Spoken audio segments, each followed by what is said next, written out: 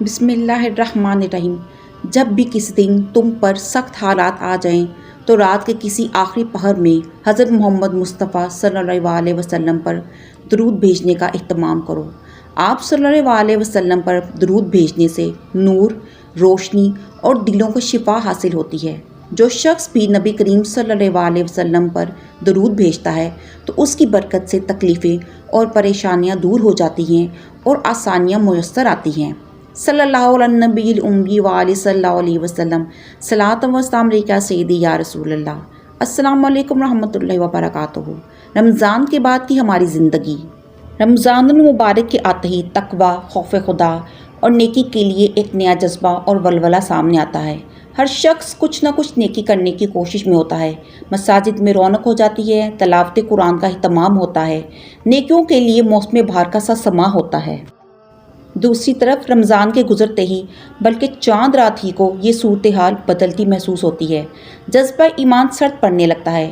روزے کی وجہ سے لوگ جن غلط کاریوں سے رکے ہوئے تھے ان کا پھر سے ارتکاب کرنے لگتے ہیں۔ نماز کی ادائیگی میں کمی آ جاتی ہے اور مسجدوں کی رونق ماند پڑنے لگتی ہے۔ قرآن کی تلاوت اور قرآن سے وہ تعلق نہیں رہتا جو اس ماہ میں لوگوں کا معمول بن جاتا ہے۔ عبادت کے ذوق و شوق میں کمی آ جاتی ہے۔ آخر اس کا سبب کیا ہے؟ رمضان کا یہ مہینہ ہم اسے آغاز سمجھے، انتہا نہیں سمجھے۔ اللہ نے ہمیں اعمال صالحہ کی توفیق دی ہے تو پوری زندگی میں موت تک جاری رہنا چاہیے۔ زندگی جب تک ہے جب تک عمل ہے، زندگی ختم ہوگی تو عمل ختم ہو جائے گا۔ لہٰذا ایسے موسمی نہ بنو جو اللہ تعالیٰ کو سال میں صرف ایک مہینے کے لیے پہچانتے ہیں، پھر اس کے بعد اس کی عبادت اور اطاعت کا سلسلہ توڑ دیتے ہیں۔ رمضان ختم ہو گیا تو عمل ختم ہو گیا۔ اللہ رب العزت فرماتا ہے، اے لوگو جو ایمان لائے ہو اللہ سے ڈرو جیسا کہ اس سے ڈرنے کا حق ہے۔ تم کو موت نہ آئے مگر اس حال میں کہ تم مسلم ہو۔ سورۃ الکہف میں اللہ تعالیٰ فرماتا ہے، ہم نے انسان کو پیدا کیا اور دل میں ابھرنے والے وسوسوں تک کو ہم جانتے ہیں، ہم اس سے اس کی رگ گردن سے بھی زیادہ قریب ہیں۔ سورہ حدید میں اللہ تعالیٰ فرماتا ہے، وہ تمہارے ساتھ ہے جہاں بھی تم ہو، جو کام بھی تم کرتے ہو اس سے وہ دیکھ رہا ہے۔ تعجب تو اس بات پر ہوتا ہے کہ بعض لوگ رمضان المبارک میں روزے رکھتے، قیام کرتے اور اللہ تعالیٰ کے راستے میں صدقہ اور خیرات بھی کرتے ہیں اور رب العالمین کی اطاعت بھی بہت زیادہ کرتے ہیں، لیکن جیسے ہی رمضان المبارک کا مہینہ گزرا تو ان کی فطرت بدل جاتی ہے اور اپنے رب کے ساتھ ان کا اخلاق اور ہی ہو جاتا ہے۔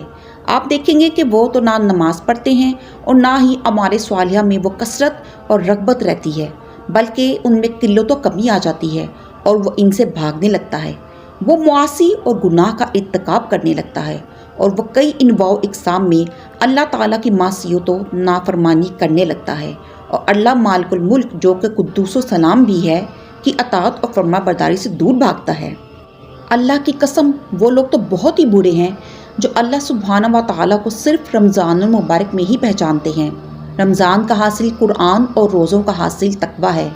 اگر یہ دو چیزیں ہمیں مل جائیں تو ہماری خوش نصیبی کے کیا کہنے، اور اگر ہم اس سے تہی دامن رہ جائیں تو اس سے بڑی بدبختی بھی کوئی نہیں۔ لہٰذا ہمیں یہ دیکھنا ہوگا کہ ماہ رحمت کی بدولت آیا قرآن سے ہمارا تعلق استوار ہو سکا ہے یا نہیں، ایک ایسا تعلق جو ہمیں قرب الہی کی لذت سے آشنا کر دے، ہمارے دلوں میں اسے بار بار پڑھنے کا شوق اور عمل کا جذبہ پیدا کرے۔ جس کو دیکھو کہ رمضان کے بعد اس کے اعمال میں یک لخت فرق آ گیا ہے، وہ راہ ہدایت سے بھٹک کر پھر اسی راہ کا راہی ہو گیا جس پر کہ وہ ماہ رمضان المبارک سے پہلے گامزن تھا، تو سمجھ لو کہ اس کا شمار بھی انہی لوگوں میں ہے جن کے متعلق رسول اللہ صلی اللہ علیہ وسلم نے ارشاد فرمایا، کتنے ہی ایسے روزہ دار ہیں جن کے نصیب میں سوائے بھوک اور پیاس کے کچھ نہیں ہے، کتنے ہی ایسے رات میں قیام کرنے والے ہیں جن کے نصیب میں سوائے رات جاگنے کے کچھ نہیں۔ اے ہمارے آقا، تو ہی نیکیوں کی توفیق دینے والا ہے اور تو ہی نیکیوں کو شرف قبول عطا کرنے والا ہے۔ ہمیں توفیق دے کہ ہم تیری پسندیدگی کی راہیں اختیار کر سکیں اور آخرت میں تیری چاہتوں کے تخت و تاج حاصل کر سکیں۔ ہم انتہائی کوتاہ بندے ہیں، اگر تو نے ہمیں اپنی توفیق سے محروم کر دیا تو ہمارا ٹھکانہ کہاں ہوگا۔ ربنا تقبل منا انک انت السمیع العلیم، وصلی اللہ علی نبینا محمد وعلی آلہ وصحبہ اجمعین۔